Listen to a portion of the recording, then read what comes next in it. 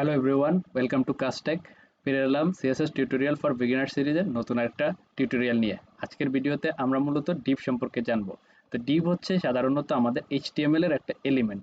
এই ডিভ দিয়ে আমরা আমাদের যে ওয়েবসাইট আছে সেটার একটা স্ট্রাকচার দ্বারা করাতে পারি, এবং এই ডিভের ভিতরে আমরা হচ্ছে বিভিন্ন এইচটিএমএল এলিমেন্ট যেমন হেডিং, প্যারাগ্রাফ, লিঙ্ক, লিস্ট অথবা আমাদের যেই HTML ফর্ম আছে সেটি অ্যাড করতে পারি। সো ফিরে আসছি ইন্ট্রো ভিডিওর পর। Please like, share and subscribe to our channel.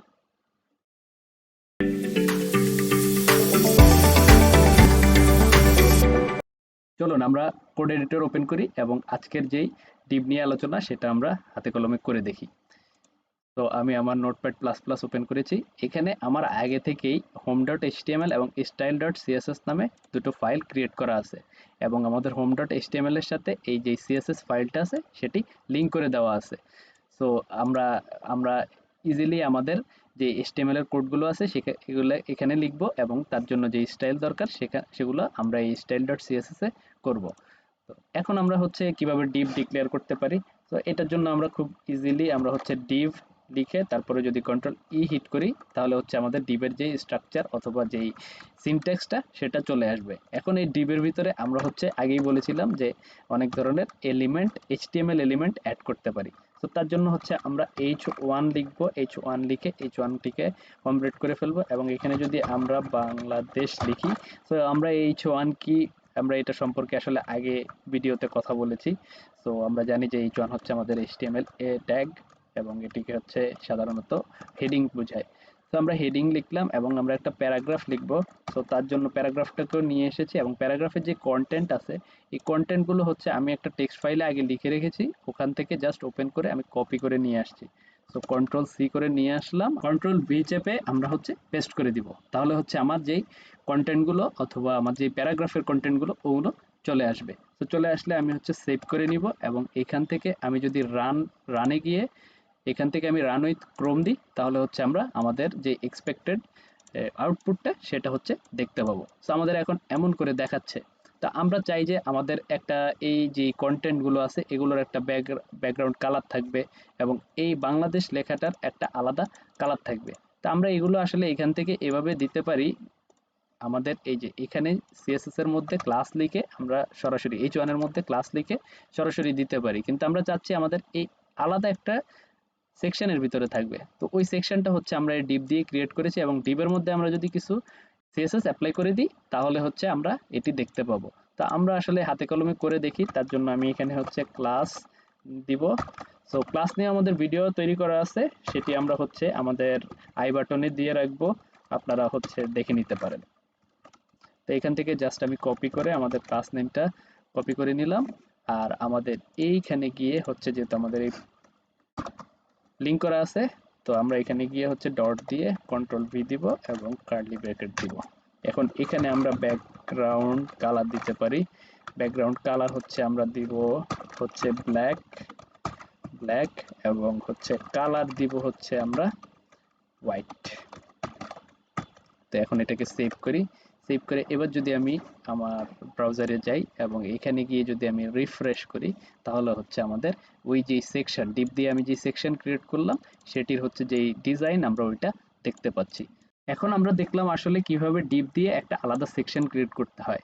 তো আমি একটু আগেই বলেছিলাম যে আমাদের যে বাংলাদেশ লেখাটি আছে এটিকে আমি কিভাবে ডিজাইন করতে পারি। তো তার জন্য হচ্ছে আমাদের একটা সিম্পল সলিউশন আছে। আমরা যদি আমাদের কোডে দেখি, আমাদের এই ক্লাসের আন্ডারে মানে এই ডিভের আন্ডারে হচ্ছে আমার H1 আছে এবং P আছে। তো এটাকে আমাদের হচ্ছে আমরা অনেকভাবেই সিলেক্ট করতে পারি, যেমন এখানে আমি আলাদা ক্লাস অথবা আলাদা একটা আইডি দিয়ে হচ্ছে এই H1টাকে সিলেক্ট করতে পারি। তো আমরা আজকে একটা নতুন নিয়ম শিখবো আসলে এই H1কে আমরা কিভাবে আরো সহজে সিলেক্ট করতে পারি একটা আলাদা ক্লাস অথবা আইডি ডিক্লেয়ার না করে। আমরা এই ক্লাসের থ্রুতে এই H1কে সিলেক্ট করতে পারি। তো আমরা কিভাবে করতে পারি সেটা হচ্ছে, তার আগে আমি এই ফাইলটাকে সেভ করে নিচ্ছি, এবং এখানে গিয়ে আমি হচ্ছে জাস্ট আমার যে ক্লাস নেমটা আছে ডিভের সেটি লিখবো আবার। তো ওটি লিখে আমি হচ্ছে জাস্ট H1 দিব, H1।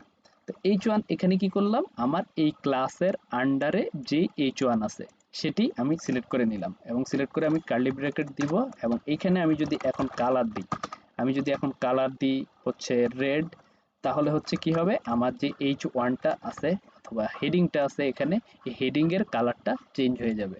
তো আমি এখন এখানে এই ফাইলটাকে সেভ করে নিলাম এবং আমার যদি ব্রাউজারে গিয়ে আমি হচ্ছে রিফ্রেশ করি তাহলে দেখবো যে আমার এই কালারটা চেঞ্জ হয়ে গিয়েছে। তো এইখানে আমরা নতুন একটা যে জিনিস শিখলাম যে আসলে আমরা কি করে একটা ক্লাস নেমের আন্ডারে কোনো একটা HTML এলিমেন্টকে আমার কালার করতে হয় অথবা হচ্ছে ডিজাইন করতে হয়, সেটি আমরা দেখলাম। বেসিক্যালি এই ভিডিও থেকে আমরা হচ্ছে দেখলাম যে একটা ডিভ কিভাবে ক্রিয়েট করতে হয়, ওই ডিভের মধ্যে বিভিন্ন HTML এলিমেন্ট কিভাবে ক্রিয়েট করতে হয় এবং ওই এলিমেন্টগুলোকে ক্লাসের নামের আন্ডারে রেখে কিভাবে আমরা ডিজাইন করতে পারি, সেটি হচ্ছে আমরা এখান থেকে দেখলাম। তো আমরা এখানে আসলে অনেক কিছু দেখে ফেলেছি, এখন আমরা আরেকটু অল্প একটু অ্যাডভান্স জিনিস দেখব। সেটা হচ্ছে আমি আরেকটা ডিভ নিব এখানে। সো ডিভ নিয়ে এখন আমি যেটা করব, আমরা এতক্ষণ দেখেছি যে একটা ডিভের আন্ডারে যখন আমাদের এই H1টাকে আমরা সিলেক্ট করে এটাকে হচ্ছে একটু ডিজাইন দেওয়ার চেষ্টা করেছি, সেটা তো আমরা পেরেছি। এখন আমরা আরেকটা ডিভ নিব, ওইটার মধ্যে হচ্ছে আমরা আবার সেম কাজই করব, আমরা এই কন্টেন্টগুলোই নিব। দরকার হলে আমি এখানে কপি পেস্ট করে নিয়ে আসছি আমার সুবিধার জন্য, যাতে করে সময় বেঁচে যায় তার জন্য। ওকে, এই ডিভের মধ্যে আমরা হচ্ছে একটা ক্লাস ডিক্লেয়ার করব। তো এই ক্লাসের নাম আমরা দিব হচ্ছে বিডি ইনফো 2। সো এখানে কিন্তু আমাদের দুইটি আলাদা আলাদা ক্লাস, এখানে হচ্ছে বিডি ইনফো আর এখানে হচ্ছে বিডি ইনফো 2। সো এই ডিপটা আর হচ্ছে এই ডিপটা, এটা কিন্তু সম্পূর্ণ দুইটা আলাদা ডিপ, কিন্তু এখানে হচ্ছে কন্টেন্ট কিন্তু সেম, এখানেও H1 আছে আবার এখানেও পি আছে, এখানেও H1 আছে এখানেও পি আছে। তো যেহেতু আমাদের সেম সেম কন্টেন্ট হওয়ার পরেও আমরা কিন্তু আলাদা আলাদা করে এই দুইটা ডিপকে ডিজাইন করতে পারি। তো কিভাবে, আমরা হচ্ছে এই ক্লাসটাকে কপি করব, আমাদের স্টাইল ডট সিএসএস এ যাব এবং আমি এখানে হচ্ছে ডট দিয়ে জাস্ট আমার নামটাকে পেস্ট করে দিব। তারপর কার্লি ব্র্যাকেট দিয়ে আমি যদি এখানে এখন ব্যাকগ্রাউন্ড কালার দিই, ব্যাকগ্রাউন্ড কালার হচ্ছে আমি just background colour COLOR, background colour দিয়ে হচ্ছে গ্রিন দিয়ে দিলাম এবং কালার কালার হচ্ছে আমরা দিব হচ্ছে ইয়েলো। এখানে কালার বলতে আসলে আমাদের টেক্সট কালার, এটা আমরা আগের ভিডিও দেখেছি। তো কালার দিলাম, এখন এখানে গিয়ে যদি আমি একটু রিফ্রেশ করি তাহলে হচ্ছে আমার, আচ্ছা, তো আমরা এখানে দেখতে পাচ্ছি আসলে আমাদের রিফ্রেশ করার পরেও আমরা কোনো আউটপুট দেখতে পাচ্ছি না। তার মানে আমাদের ফাইলে কোনো একটা সমস্যা আছে। তো আমরা আবার আমাদের কোড এডিটরে ফিরে যাব। এখন কোড এডিটরে ফিরে গিয়ে আমরা এখানে দেখতে পাচ্ছি আমাদের স্টাইল ডট সিএসএস এর ফাইলটাকে সেভ করা আছে। আর যখন সেভ করা থাকবে এখানে হচ্ছে সাদা কালার থাকবে, আর যখন আমাদের সেভ করা থাকবে না, যেমন আমাদের এই হোম ডট এইচটিএমএল ফাইলটা সেভ করা নাই, তার জন্য এখানে হচ্ছে রেড কালার দেখতে পাচ্ছেন আপনারা। সো এটা হচ্ছে একটা কমন মিস্টেক, যারা আমরা প্রথম এই ডেভেলপমেন্টে শিখি তখন হচ্ছে সবাই এই ভুলটা করি ম্যাক্সিমামই। তো এখানে এসে আমরা হচ্ছে জাস্ট ফাইলটাকে সেভ করে দিব এবং আমি যদি আবার আমার করে ব্রাউজারে এসে এটাকে যে রিফ্রেশ করি তাহলে হচ্ছে আমার আউটপুটটা দেখতে পাবো। কিন্তু এখন এখানে মজার একটা জিনিস আছে, সেটা হচ্ছে দেখেন আমি ব্যাকগ্রাউন্ড কালার দিয়েছি এবং আমার আলাদা আলাদা কালার হয়েছে, কিন্তু আমার এই ডিপটার সাথে এই ডিপটার কিন্তু কন্টেন্টের মিল হলেও আমাদের কিন্তু ডিজাইন আলাদা আলাদা হয়ে গেছে। আর তার রিজন হচ্ছে আমরা এখানে আসলে দুইটা আলাদা আলাদা ক্লাস ডিক্লেয়ার করেছি, তার জন্য আমাদের দুইটা আলাদা আলাদা ডিজাইন পেয়েছি। এখন আপনারা অনেকে হয়তো একটু কনফিউশনে থাকতে পারেন যে এইখানে আমি এই বিডি ইনফোর আন্ডারে যে H1টাকে ডিজাইন করেছি, এটা আমি এভাবে আমাদের এই ক্লাস নেমের আন্ডারে করতে পেরেছি। এখন আমি কি এইটার আন্ডারে এটাকে নিলেও কি সেম আমার আউটপুট দেখাবে কিনা, তো আমরা এটাকেও একটু টেস্ট করে দেখি। আসলে এখানে আমাদের সেমই আছে, আমরা কি করব, জাস্ট এটার আন্ডারে H1কে চেঞ্জ করব। তো H1কে আমরা আরেকটা কালার দিয়ে দিব। তো এইটাও একটু করে দেখি। সো বিডি তারপরে ইনফো 2, তারপরে হচ্ছে আমরা দিব হচ্ছে H1। তো H1 দিয়ে আমরা এখানে ধরেন একটু কালার দিয়ে দিলাম, ধরেন কালার কি দিব, কি দেওয়া যায়, কালার ধরেন আমরা দিয়ে দিলাম হোয়াইটই দিয়ে দিলাম। সো এইখানে এটাকে আমরা সেভ করব এবং আমাদের এইটাকেও আমরা আগের মতো যদি ভুল না করতে চাই তাহলে চেক করে নিব সেভ করা আছে কিনা। সো আমার সেভ করা আছে, আমি জাস্ট এখন ব্রাউজারে গিয়ে আমি হচ্ছে কি দিব, রিফ্রেশ দিব। সো রিফ্রেশ দিলে আমার এটা হচ্ছে আলাদা আরেকটা ডিজাইন পেয়ে গেছে। তো আজকের ভিডিওতে আসলে আমরা অনেক কিছু শিখে ফেলেছি। আমরা হচ্ছে দেখলাম যে আমরা কি করে আমাদের ডিভ ডিক্লেয়ার করতে হয়, ডিবে কিভাবে আমাদের যেই কালার আছে, ব্যাকগ্রাউন্ড কালার আছে, এগুলো সেট করতে হয়। তারপরে এখানে আমরা হেডিং কিভাবে আলাদা আলাদা ক্লাসের আন্ডারে রেখে আমরা করতে চাই, আলাদা আলাদা ডিজাইন করতে চাই, সেগুলো দেখলাম।